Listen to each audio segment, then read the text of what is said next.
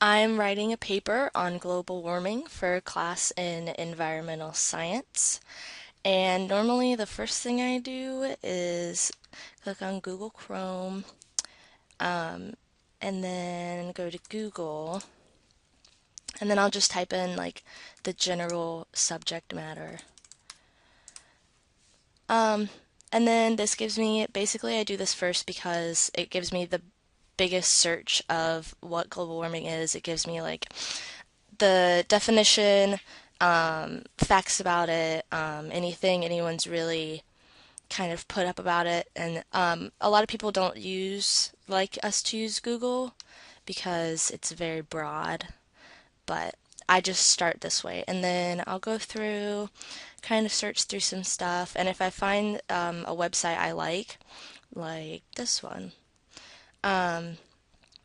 I'll take some notes on it. Normally, I write my notes down because I feel like if I write my notes down, I'll retain them better and I'll be able to, instead of checking my notes the whole time when I'm writing the paper, I'll be able to actually remember the facts and the stuff that I want to put in there. And it just gives me what global warming is, a lot of information, and then let's see. Obviously, the site has a lot of ads. Um, I go all the way to the bottom, try and find any information about people who wrote it.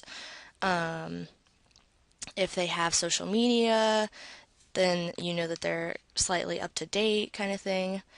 And if I don't like the site, I go back, keep searching through, and then I'll collect the basic information about the subject matter. And then next, I would go to Google Scholar. I recently learned about this. It's really funny because I never knew that they had a Google Scholar. And basically, it just like it gives you scholarly, peer-edited scholarly articles or whatever it's called. And you can type in global warming, and it's tons of stuff. Like I have a million results on global warming and stuff people have written about global warming. And this, um, having a peer article or like any kind of scientific article where someone has actually done research about it, can definitely help support the claims that you're trying to make. Also, I like that it has filters so you can click articles and then since 2012, and then you can sort by relevance or date, which is really nice. And then it just gives you all these filters, and it definitely um, filters out a lot of stuff. And also at the bottom, it gives you other options to search. So if you want to not do such a broad subject, you can do like greenhouse global warming or polar bears global warming and global warming causes and effects and stuff like that. So once I pick a site, let's do this, increasing drought.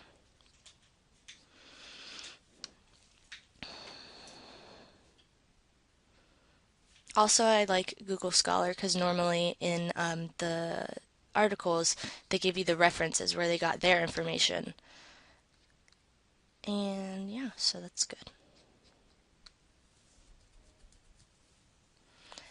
And then I open up a Word doc and I start my paper. And basically, it's kind of just like, at first, it's just, I definitely do a rough draft first because that helps me kind of just blurt everything out onto the paper. It doesn't have to be in like perfect order or anything.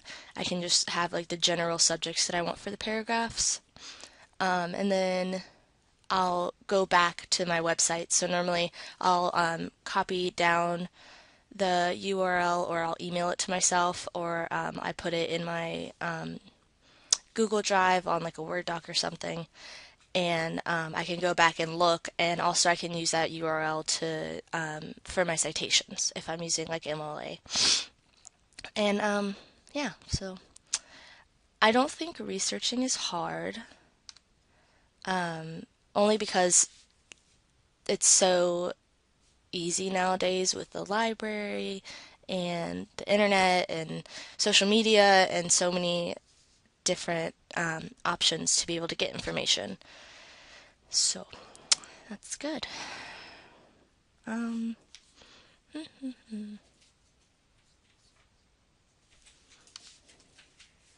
Trying to get to the, there it is. Do I press stop?